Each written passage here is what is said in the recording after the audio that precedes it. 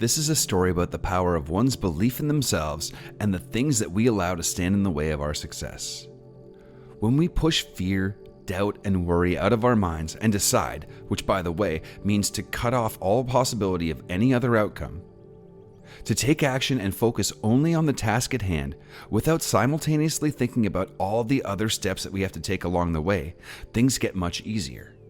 Taking things one step at a time allows us to clear a mental path for creativity, constructive thought, and new ideas that will logically lead us to the next step in the process. Anxiety can only exist in the mind of a person who isn't taking action. If you're busy, you have no time for anxiety or worry. It's only when we overthink things, stop taking action, and let our minds trail off into negative thought patterns like, if I'm wrong, what might happen? What if I fail? What if people laugh at me for having such a stupid idea? That progress halts because we've let fear take over our thinking. When we let our imagination play out all the worst possible outcomes, the gears that run the part of our mind that allows us to take action and move forward begin to rust.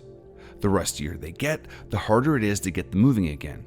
Constructive thinking towards the solutions to your challenges is the oil that gets that part of your mind moving again.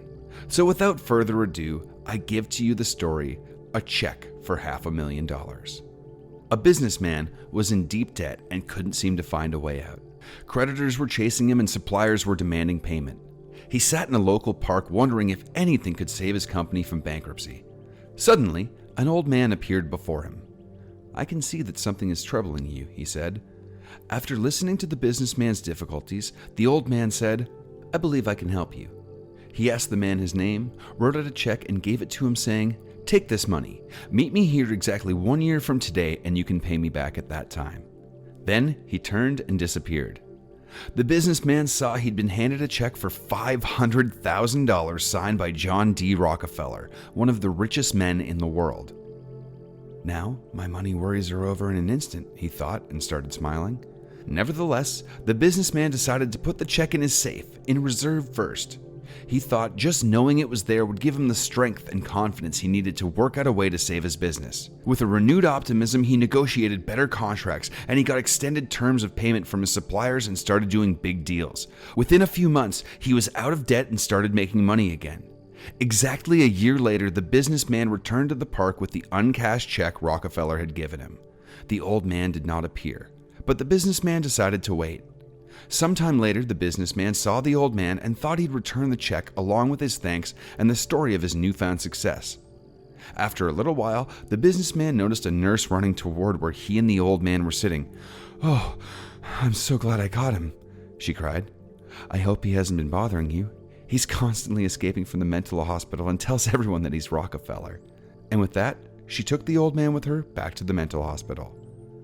The businessman just stood there, astonished, shocked. Throughout the year, he had been confidently buying and selling huge stocks and having big deals, convinced he had $500,000 with him. Suddenly, the businessman realized that it was not Rockefeller's money, real or imagined, that had turned his life around. It was his newfound self-confidence, his definite belief in himself, that gave him the power to achieve anything he wanted, and it came from his own efforts, commitment, dedication, and hard work, all backed by the faith that he would be successful in whatever venture he chose.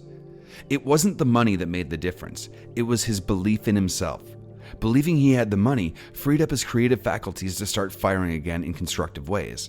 His belief that what he was doing was right is what allowed him to take action again.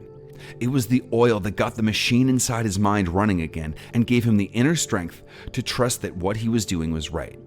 Now, we may not all have a check for $500,000 waiting for us, but we are all capable of using our mind to think constructively, make plans, and get busy putting those plans into action.